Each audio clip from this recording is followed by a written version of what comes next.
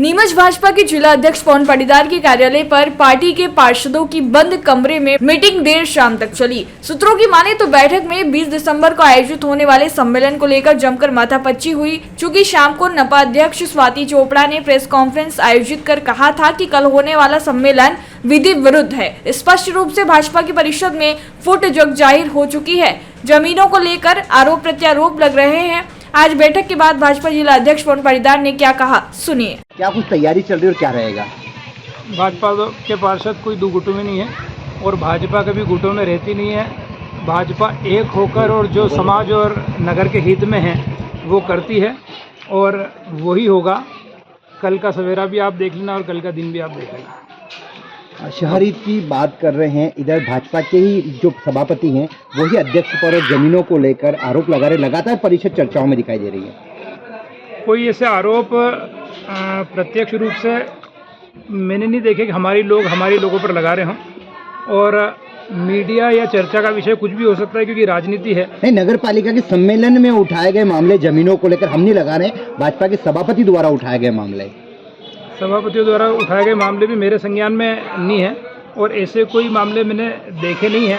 और चूंकि एक राजनीतिक दल है, एक दूसरे से सहमति निश्चित रूप से हो सकती है, बहुत बड़ा परिवार है, पर सहमति असहमति तक ठीक है। बाकी हम सब एक हैं, हमारे सब पार्षद एक हैं और जो होगा वो नगर हित में होगा और समाज हित में होगा। उपाध्यक्ष ने सम्मेलन आहूत करा है कल के लेकर, ऐसे में कहीं न कहीं लगता नहीं है कि अध्यक्ष एक बेहतर नेतृत्व नहीं कर पा रहे, आपसी गुटबाजी इसको कह सकते हैं, क्योंकि उपाध्यक्ष को सम्मेलन क्यों बुलाना पड़ा? अध्यक्ष भी बेहतर नेतृत्व कर रही है और सम्मेलन जैसा कि मैंने कहा कि कल का सुबह भी होगी और कल का दिन भी होगा। तो आज उन्होंने प्रेस वार्ता करी है कल की परिषद की बैठक, उन्होंने उस सम्मेलन का बहिष्कार क्या है, कहा है कि असहमति जताई, वो बोले ये कानून विरोधी सम्मेलन है। नहीं, कुछ नहीं है, कोई बहिष्कार वाली बात नहीं है। हमारे सब पार्षद भी उसी लाइन पे रहेंगे जिस लाइन को, क्योंकि वो सब लोग संगठन को समझते हैं।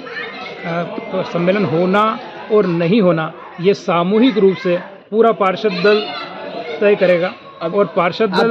अभी आपने पार्षदों की बैठक करी है, बातचीत भी हुई है काफी देर तक आपके अंदर, क्या कुछ सहमति बनी है और क्या रहा है? हमारे यहाँ सहमति असहमति का विषय नहीं रहता और पार्षद दल की कोई बैठक नहीं थी। मैंने अनौपचारिक ऐसे ही सबको बुला लिया था कि बातचीत करेंगे। हमारे मंडल अध्यक्ष जी का स्वागत भी मुझे लगा कि चूँकि मैं बाहर था तो मुझे स्वागत करने का अवसर नहीं मिला था, तो मैंने सभी पार्षद दल को बुला लिया, भैया आ जाओ, और हमारे अध्यक्ष जी का स्वागत भी हो जाएगा और अनौपचारिक चर्चा भी हो जाएगी। ठीक है। प्रेस वार्ता के बाद अचानक हुआ कि आपने बैठक बुलाई, तो काफी चर्चा का विषय बन चुकी है। देखो, प्रेस वार्ता सच बोलूं मेरे को ध्यान भी नहीं था कि वहाँ कोई प्रेस वार्ता हो रही है और अचानक हो कुछ भी हो, अपने लोगों को तो कभी भी बुलाया जा सकता है।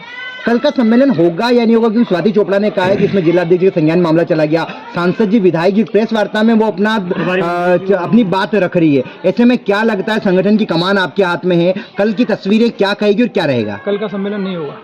अध्यक्ष जी, एक और बात करें किरण शर्मा को लेकर, अभी जो भ्रष्टाचार की मामले जो ऑडियो सामने आया था, इसको लेकर क्या कुछ है? क्योंकि इधर पहले भी गोपाल चारण का मामला आया, दूसरा ये मामला आया, गोपाल चारण में भी कोई खास कार्रवाई पार्टी स्तर पर नहीं हुई, इसमें भी क्या कुछ रहेगा?